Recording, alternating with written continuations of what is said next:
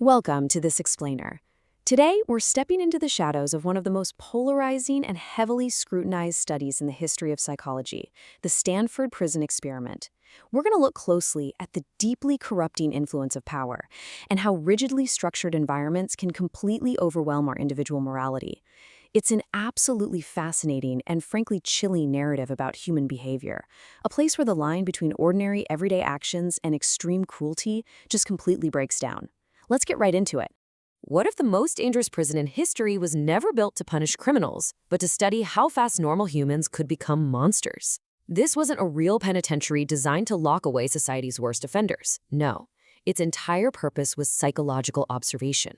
It was a completely engineered scenario specifically designed to answer a fundamental question.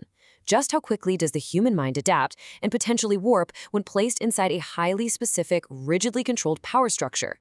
The year is 1971, and the setting wasn't some remote, high-security fortress out in the middle of the desert. Actually, it was the incredibly mundane, everyday academic setting of Stanford University. There's this incredibly jarring juxtaposition here, right? You have this prestigious, idyllic, sun-drenched campus, and then a psychological dungeon built right beneath it. Psychologist Philip Zimbardo and his team took a totally normal college basement and transformed it into a functional, isolated mock prison corridor.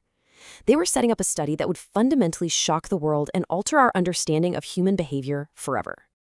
Now, the absolute most crucial piece of this puzzle is the makeup of the 24 young men who walked on into that basement.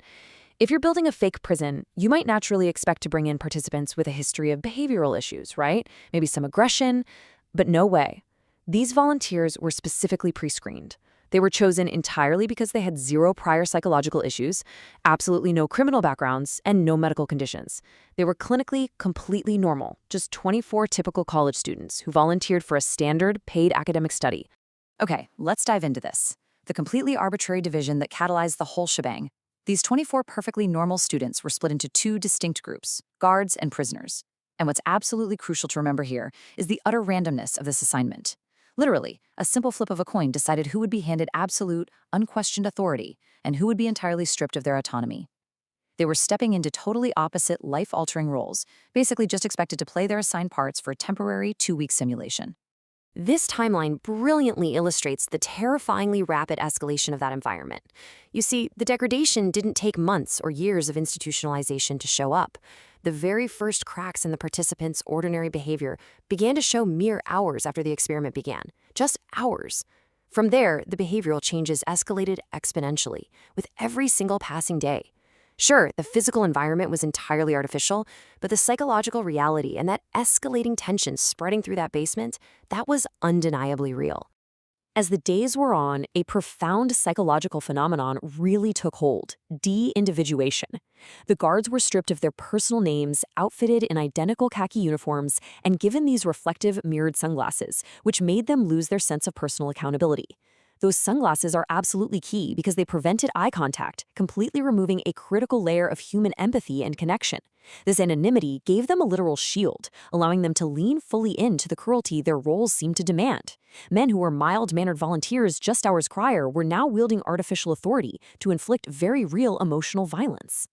And the toll on the other side of the bars? It was immediate, and it was severe. The prisoners were entirely stripped of their names, referred to exclusively by assigned numbers sewn onto these humiliating smocks. This deliberate loss of identity, combined with systemic sleep deprivation and forced, completely arbitrary punishments, pushed several participants right to their psychological breaking points. The emotional breakdown was absolute. Within days, you could hear genuine distress and actual screams echoing through the hallways of that basement as the participants' grip on reality just fractured. Looking at all this, researchers noted something profound. These were not criminals or soldiers. They were normal students. And honestly, that is where the true, terrifying gravity of this experiment lies. When we hear about sleep deprivation, solitary confinement, and daily humiliation, it's so easy to picture a brutal war zone or some maximum security black site. But the perpetrators of this psychological abuse and the victims enduring it were just ordinary people. The study highlighted this terrifying reality.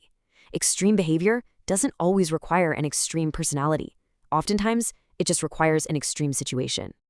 But the dark atmosphere of the experiment didn't just consume the students. Even the observing scientists lost themselves. Philip Zimbardo became so engrossed in his self-appointed role as the prison superintendent that he completely lost his objective scientific distance.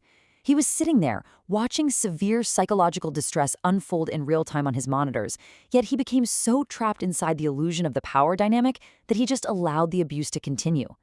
The fake prison became the researchers' reality too, completely blinding them to their ethical boundaries. The experiment was originally scheduled to run for a full 2 weeks. It lasted exactly 6 days. 6. And the wildest part? It wasn't even Zimbardo who initiated the shutdown.